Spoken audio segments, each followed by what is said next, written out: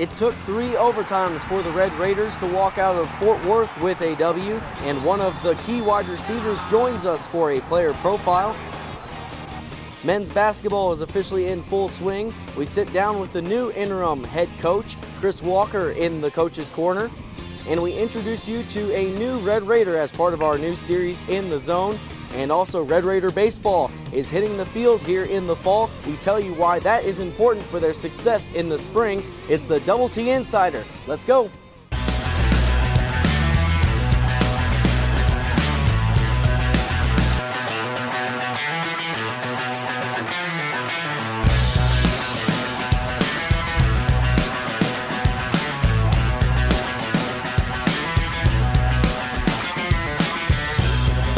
There, and that one goes in. Texas Tech takes the 2-0 lead.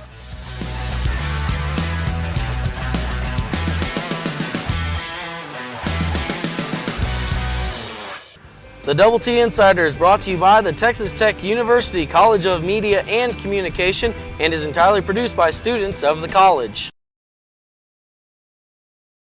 Welcome into the Double T Insider, everyone. I'm Joshua Cook, joined by Erica Taylor as we bring you yet another week of inside access into Texas Tech athletics. And Erica, this week we kick it off by learning a few new things about a Texas Tech wide receiver. Yes, we do. He has the most mispronounced name outside of his quarterback, Seth Deggy, and he played a huge role in the win against TCU on Saturday. Meet Austin Zuzalik.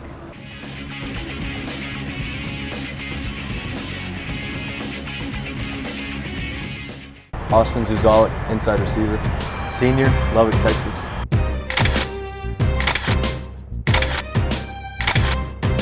Austin Zuzalik garnered his first start at wide receiver in Saturday's game against TCU. He caught 5 passes for 55 yards, pushing him to 8 catches and 90 yards this season. Zuzalik is also a 2-time first-team academic All-Big 12. I'm Erica Taylor with the Double T Insider, and this week our player profile is Austin Zuzalik. Zuzalik, you see. Now, I'm not the first one. I'm not the first. What are the weirdest names you've heard when people try to pronounce your name? Oh man, I've heard it all. Zuzalik, Zuzalik, Zuzikli. I don't even know where that came from. Just scramble the letters up and say it however you want it. Okay. All right, talk a little bit about that game, the triple overtime. I know it was crazy for us fans. How about for you? I mean, it was pretty crazy. I remember going into the second overtime. Everybody was kind of freaking out, and me and Torres just kind of being the old guys on the sideline. We were just out at midfield kind of talking like, well, another day at the office, kind of relaxed because, we've been in tight spots like that before, and we weren't really freaking out, but it was kind of nerve-wracking out there. Mm-hmm. All right, and you're a senior now, right? Talk a little bit about where you see yourself once football is all said and done, or after school. Shoot.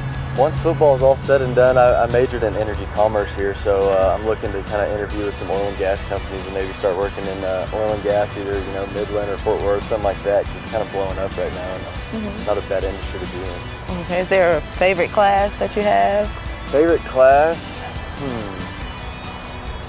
I liked petroleum land management, and then another one was like energy finance and transactions, kind of, with I liked the teacher that taught him, Terry McInturf, and then I also just, learned about the industry and stuff like that. It's pretty interesting. Okay. Now, generally, people's favorite day of the week is Friday. What's your favorite day of the week? My favorite day of the week is Monday because we're off today, and so you kind of just get to do whatever you want. Maybe come up, watch a little film, get in the cold tub. But other than that, you got the day off. You can go play golf. Just do whatever you want. It's kind of nice. You have a favorite hobby in your free time? Favorite hobby in my free time? It's coming up on deer season. Dove season's been here. I kind of like to go hunting, but I haven't really got out to go this season. But golf's usually something me and Torres and Jordan Davis and Daggy, we all like to go play golf together.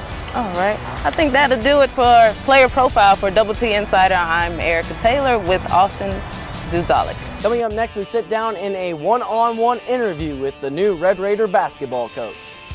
And later, we unveil the new series, In the Zone, where you get to learn more about the newest Red Raiders on campus. Welcome back to the show, everyone. For the first time in his career, Chris Walker is at the helm of a basketball program as the head coach. Walker sat down with the Double T Insider to discuss the upcoming season for his Red Raiders.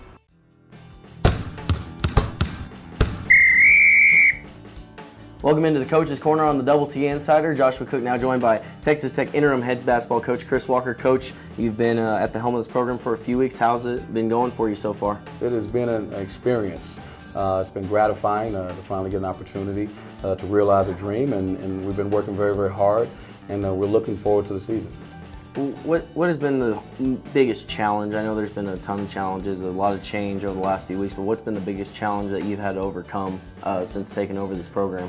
You know, the biggest challenge is not having to talk about the past every time I do an interview, and I think that the guys are embracing the future. They're looking forward to something fresh, and you know, we're really, really throwing a lot at them, and they're looking forward to moving on, and as well as am I, and we're just really getting into a new type of philosophy and different energy coming out every day, and we're relying on our instincts, and we're moving forward. Very exciting future for Red Raider basketball. 6 newcomers this season. Tell us a little bit about them and what fans should be expecting out of them. Josh Gray was in here earlier, and he said he's going to put on a show every time he's out on the floor. Well, hopefully he doesn't turn it over too much because he'll be sitting next to me. But, you know, we have some exciting players. You know, I won't go through them individually, but they're fast. They have a lot of personality. They care about each other, and that's the basis. You know, and I don't think you win until you can get that camaraderie and guys that really care about each other and want to go out there and sacrifice for each other. So just in saying that, the talent alone doesn't get you there. Those guys are tough, you know, and they're teachable, and those are the attributes that you need to have a great team, and I'm really excited about them.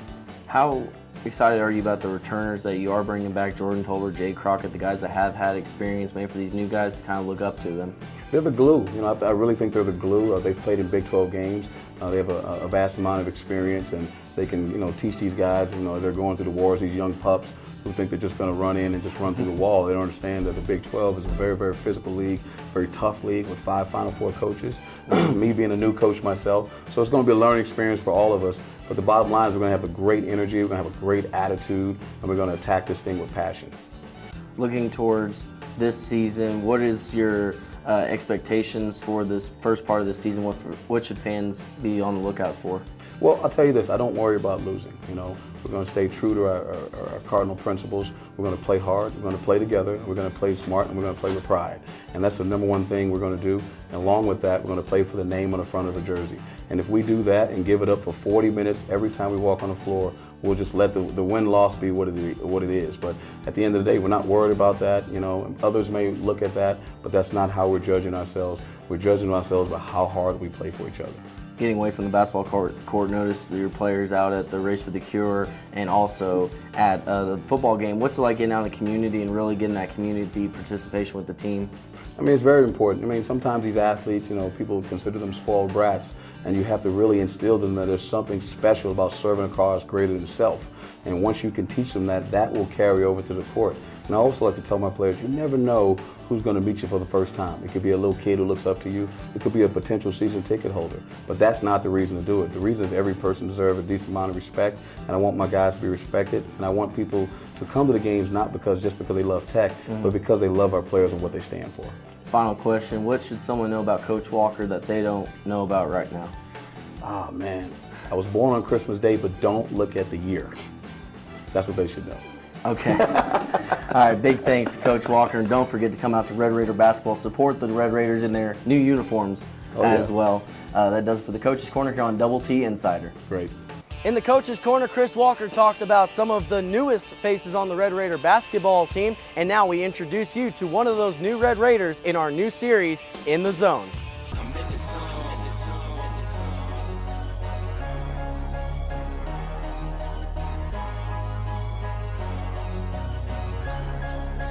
Dalen Robinson, Jr., guard, Kansas City, Missouri. So what made you choose Texas Tech University? When I came down here, I just really liked the environment. I connected with the coach, and also I connected with the players.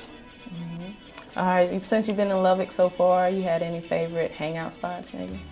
I really like going to Chipotle and eating and just chilling. I like to read, so sometimes I'll go up there and read. Okay, what's your favorite book?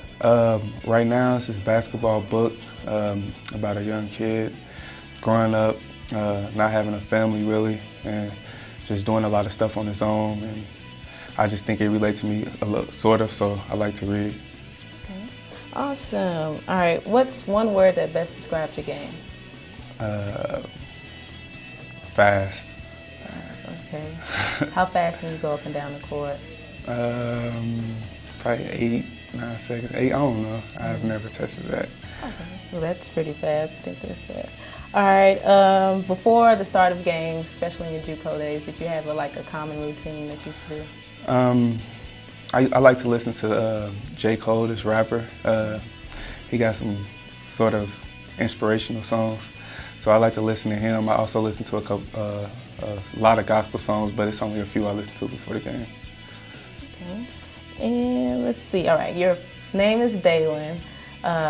Any other common names, especially the letter D? They call me D-Rob, Little D. Some teammates on the team gave me that name, and that's about it. What about in your family? My family call me Sunshine, Borny, Kiddo. They call me a lot of stuff, but mostly Borny. Okay, cool. What are you most looking forward to this season? Just coming out, playing hard, competing. And if we playing hard and competing, I think winning will take care of itself. Buying into what the coach is saying and just following all his instructions and directions, and I think we'll be all right. All right. How you liking Lubbock so far? I love Lubbock. Coming from Moberly to Lubbock, it's like a big change towards as far as students. So it's like you see one person and you never see them again. So it's kind of crazy. So I'm adjusting to that. Okay. You have a favorite class yet so far? My favorite class would be my communication class, my leadership and communication class. The teacher is, very, she has 3 different characters. She's happy, she'll be sad, and she knows how to play those roles real well. So I really like that class. Okay, and outside of basketball, what can you see yourself doing? Outside of basketball, I can see myself owning a business, traveling, talking to kids, inspiration, coming up from my background and being through the stuff that I've been through and being here now. I think I can talk to a lot of kids and tell them there's a way, All right, Daylon, that's all the questions I have for you. Thank you Thank so you. much.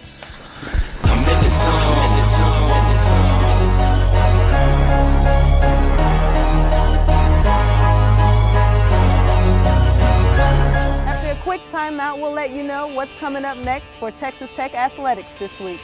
And there's a lot of new faces on the Red Raider baseball team. We stop by the ballpark and find out how important fall ball is for this season. The Double T Insider rolls on after this.